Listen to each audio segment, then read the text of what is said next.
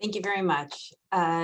Dear Senators, Representatives, and members of the Committee on Appropriations, thank you for the opportunity to testify in support of Senate Bill 340, an act concerning funding for housing services. My name is Michelle Conderino. I am the Executive Director of Open Doors, a housing and homeless service organization serving the greater Norwalk area.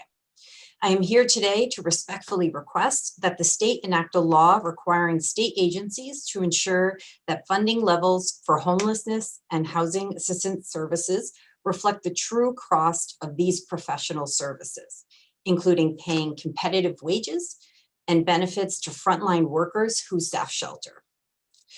Last year, at the National Alliance to End Homelessness annual conference, CEO Nan Roman made a statement that really struck me. Shelter saves lives, housing ends homelessness. It was the most concise way I had ever heard my work described. That was in February. As the COVID pandemic hit Connecticut in March, and I watched the way our system rapidly responded to the crisis, I realized that statement wasn't completely true. It isn't shelter that saves lives, it's the people who work in shelter. Throughout 2020, the staff at Open Doors sheltered 199 men, women, and children. They housed 107. From April to August, they provided shelter both in our existing facility and in the hotel, staffing both locations 24/7.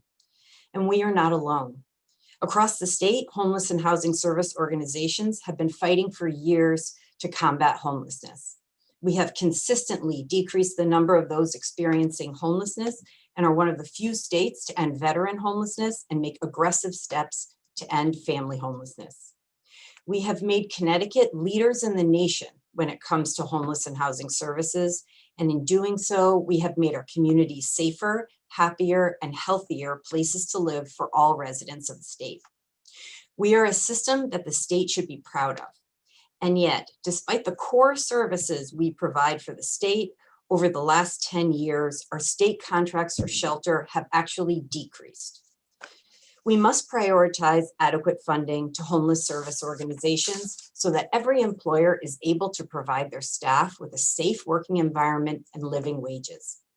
Creating a funding schematic that ensures livable wages and benefits would go a long way towards eliminating the racial and economic inequalities that have become so glaring during this pandemic.